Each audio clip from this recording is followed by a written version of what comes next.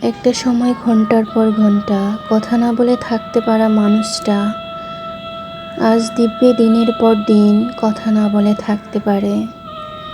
আমাদের প্রিয় মানুষগুলোর মনটা বড্ড বেশি অদ্ভুত হয়, অথচ একটা সময় তার নাকি মনে হয়েছিল আমি ছাড়া আর তার আপন কেউ নেই। এই পৃথিবীর নিয়মগুলো বড্ড বেশি অদ্ভুত হয়। আজ যাকে তুমি তোমার জীবনে সবচেয়ে বেশি ভালোবাসো, একটা সময় পর সেই ভালোবাসার মানুষটাই তোমার জীবনে বড্ড বেশি দুঃখের কারণ হয়ে দাঁড়াবে। প্রিয় মানুষগুলো শুধু আমাদের করা রাগটাই দেখে, অথচ রাগের মধ্যে লুকিয়ে থাকা ভালোবাসাটা দেখে না।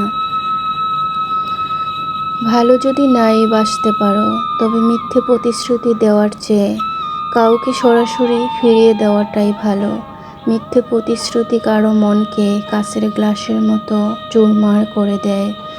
তোমার দেওয়া কষ্টে এক বিন্দু অশ্রু যখন চোখ বেয়ে গড়িয়ে পড়ে, সেই অশ্রুর ফোঁটাটিও শুধু তোমার কথাই বলে। মনের ভাষাটা বোঝো না তুমি, হয়তো শুধু মুখে বলি তাই। তোমার দেওয়া হাজারটা আঘাতের পরেও তোমায় ভালোবেসে যায়। যে মানুষটা অল্পতেই খুশি হয়, আবার সেই মানুষটা খুব অল্প আঘাতেই অনেক বেশি কষ্ট পায়। তোমায় কিছু কথা বলার বাকি ছিল, আর হয়তো কোনো দিন তোমায় তা বলা হবে না। এখন মনকে বোঝাই, ভালোবাসলেই কি তাকে পেতে হবে? থাকুক না সে দূরে আকাশের তারার মতো করে। কেউ না চেয়েও পেয়ে যায় বারবার, আবার কেউ হাজারবার চেয়েও প্রিয় মানুষটাকে পায় না একবার। এখন আর কাঁদতে পারছি না। কাঁদতে না পারা যন্ত্রণাটা খুব বেশি ভয়ঙ্কর হয়। হয়তো তোমায় পাবো, এই আশাটা নিয়েই এখনো অপেক্ষায় আছি আমি। শূন্যতা অনুভব করা যদি ভালোবাসা হয়, তাহলে আমি তোমাকে প্রতিটা মুহূর্তেই ভালোবাসি। সত্যিকারের ভালোবাসাগুলো কখনো সঠিক মর্যাদা পায় না। কপালে যদি সুখ লেখা না থাকে, সেই কপালকে পাথরে ঠুকিয়েও লাভ নেই। এতে কপাল যথেষ্ট ফোলে, কিন্তু ভাগ্য একটুও খোলে না।